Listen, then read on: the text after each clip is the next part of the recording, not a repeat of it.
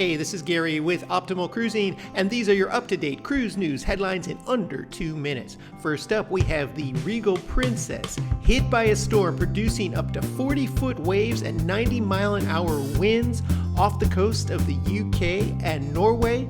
It's Storm Flores producing this kind of weather, and passengers reported seeing waves and water reach their windows. Now, normally ships are pretty good at routing around these types of storms, but for some reason this Princess ship got caught in the middle of it. Many other ships in the area, however, are being rerouted to avoid the worst. Next up, MSC is pulling out of the New York market. The MSC Meraviglia will no longer be sailing out of New York City after this season.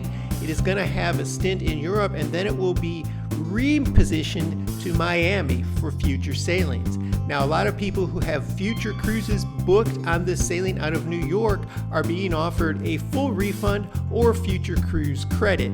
However, MSC is giving up on this market for now, as they have no plans to add any more ships to the New York area. And finally, Carnival is doubling down on their new rules and policies.